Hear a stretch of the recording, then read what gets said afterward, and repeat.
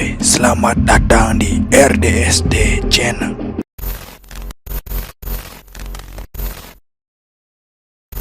Pada Agustus 2019 lalu sempat heboh kisah seorang pria dan anaknya yang dibunuh sama istri mudanya.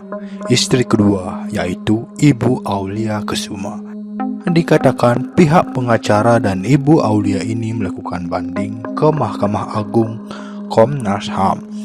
Bahkan menyurati presiden mengingat Ibu Aulia ini masih punya anak kecil yang usianya 5 tahun. Kontroversi pun mulai bermunculan terhadap vonis tersebut. Banyak yang menganggap hal ini tidak wajar dan melanggar hak asasi manusia.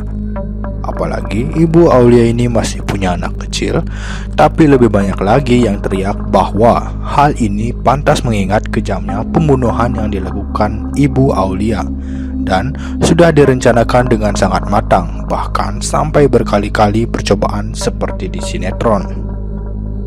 Awalnya Aulia Kusuma yang berusia 35 tahun berkenalan dengan Bapak Edi Chandra Purnama alias Pupung Sadili yang usianya 54 tahun dengan statusnya adalah seorang duda dan punya anak satu yang bernama Adi Pradana atau biasa disebut Dana berusia 23 tahun. Setelah berpacaran tidak lama kemudian mereka pun menikah dan memiliki satu anak yang lahir pada tahun 2015. Di rumah mereka juga sering datang seorang pria bernama Kelvin yang awalnya diakui sebagai anak Aulia. Padahal setelah diselidiki polisi, dia adalah ponakan Aulia Kusuma karena beda usia cuma 10 tahun. Kemudian Bapak Edi tahu bahwa sang istri yaitu Ibu Aulia memiliki hutang yang cukup banyak yaitu sekitar 7 miliar rupiah di salah satu bank. Menurut Aulia, dulunya menggunakan uang itu untuk membuka usaha restoran namun bangkrut. Padahal setelah menikah dengan Bapak Edi, mereka berdua memiliki hutang 2,5 miliar di bank lainnya, di mana uang ini diperuntukkan untuk membuka usaha bengkel namun bangkrut juga. Selain itu, masih lagi hutang kartu kredit pribadi Aulia di bank lainnya senilai 500 juta rupiah dan terus bertambah karena bunga bergulung dengan total hutang mencapai 10 miliar rupiah dengan cicilan tiap bulan minimal harus membayar 200 juta rupiah ke 3 bank berbeda. Dengan hutang yang semakin banyak dan seakan cuma menyicil bunga saja tanpa mengulangi nilai hutang pokok, Aulia stres dan meminta suaminya Edi Chandra untuk menjual rumahnya yang berada di Lebak Bulus, Jakarta Selatan. Perkiraan harga rumah bisa mencapai 25 miliar rupiah. Aulia sangat berharap itu bisa menutup semua hutangnya. Namun hal ini ditentang anak yaitu Dana karena merasa punya hak atas rumah itu.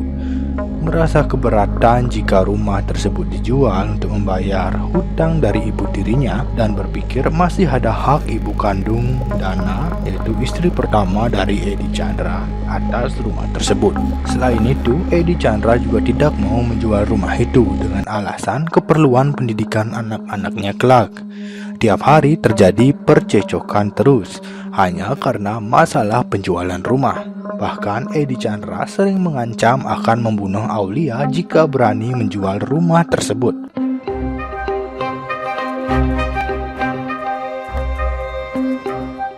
Selain motif hutang, Aulia juga katanya sering sakit hati dengan perlakuan suami dan anak tirinya tersebut dengan terinspirasi sinetron yang sering ditontonnya. Mulai deh, dia berencana menghabisi nyawa Edi dan Dana. Sejak Juli 2019, Aulia dikatakan sudah merencanakannya. Awalnya, ia menyuruh mantan pembantunya yang bernama Tini, kemudian dapatlah dukun yang dibayarkan Aulia sebesar 40 juta rupiah supaya menyantet suami dan anak tirinya tersebut, tapi ternyata gagal. Masuk ke rencana kedua, suami Tini yang bernama Rodi disuruh nembak, tetapi setelah berhari-hari mereka tidak berhasil mendapatkan senjata api. Akhirnya rencana nembak juga gagal. Lalu sempat juga ada katanya laporan garasi rumah mereka terbakar dalam upaya melenyapkan nyawa dari Bapak Edi Chandra. Tapi suami Aulia ini masih selamat, berarti rencananya gagal lagi. Sampai rencana terakhir adalah suami Tini yang tadi Pak Rodi dan anaknya bernama Alpat disuruh cari eksekutor. Dapatlah 2 orang eksekutor dari Lampung, yaitu Kusmawanto dan juga Sahid, dengan perjanjian pembayaran adalah 500 juta rupiah kepada 2 eksekutor ini. Jadi rencananya mereka akan meracuni Bapak Edi Chandra dan juga Dana terlebih dahulu, akan membawa tubuhnya mereka ke atas tebing di Sukabumi. Kemudian mobilnya dibakar dengan kedua jasad yang ada di dalamnya, lalu dijatuhin ke jurang. Wah, ini beneran kayak sinetron ya.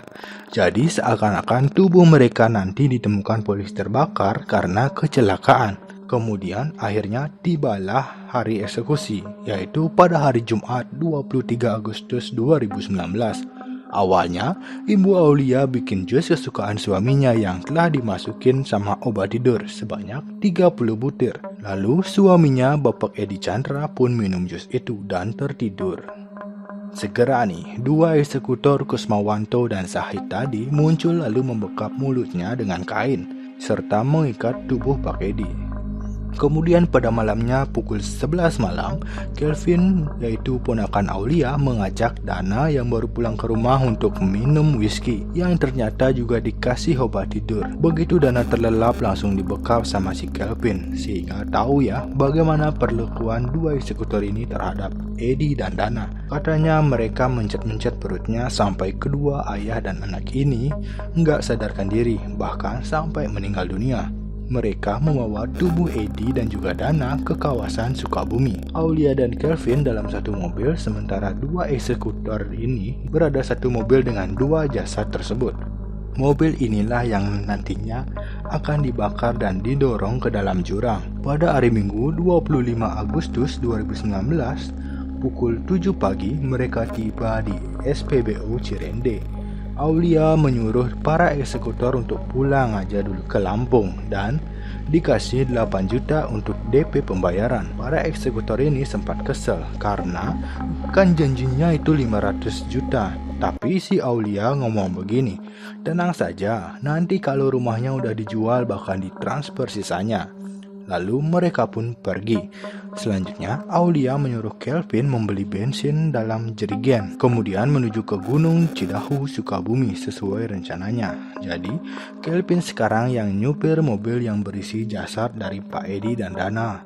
Sementara Aulia nyupir mobilnya sendirian. Kelvin niatnya nyiram bensin ke mobil dan bakar dikit aja terus didorong ke dalam jurang sampai mobil itu akan meledak sendiri. Tapi namanya manusia ya bisanya berencana, tapi tetap Tuhan yang menentukan.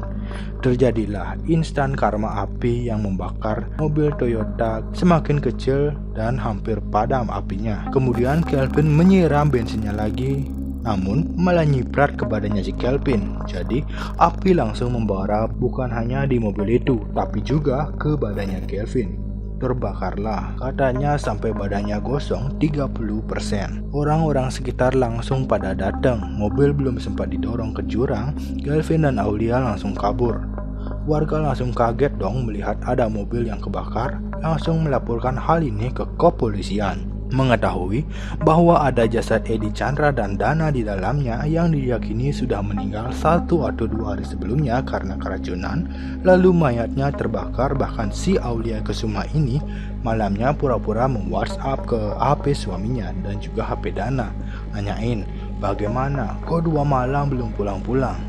Mungkin dia sedang melakukan apa ya. Beberapa hari setelah penyelidikan, tim unit Jatantras Polda Metro Jaya yang dipimpin Bapak Kombes Barli Ramadhani menangkap Kusmawanto dan juga Sahid di Lampung, yang akhirnya mengaku bahwa dalang semua ini adalah istri korban sendiri, yaitu Aulia Kusuma. Lalu kemudian dilakukanlah penangkapan terhadap Aulia dan Kelvin di rumah mereka pada tanggal 26 Agustus 2019. Setelah menjalani proses peradilan yang panjang dalam masa pandemi, Majelis Hakim Pengadilan Negeri Jakarta Selatan yang dipimpin Ketua Majelis Hakim Yosdi pada 15 Juli 2020 vonis Aulia Kusuma dan keponakannya Giovanni Kelvin yaitu hukuman mati karena terbukti bersalah atas pembunuhan berencana terhadap Edi Chandra dan putranya Adi Pradana.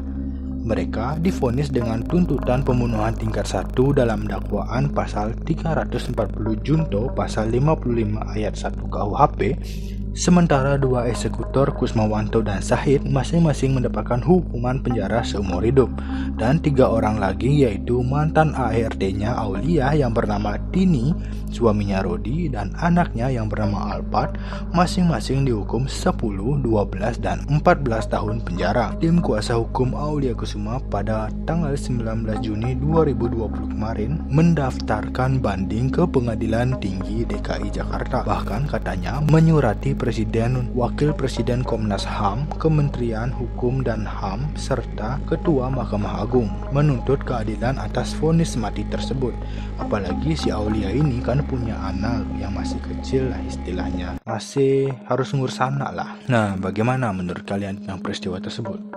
Apakah vonisnya terlalu kejam untuk seorang wanita yang masih punya anak kecil?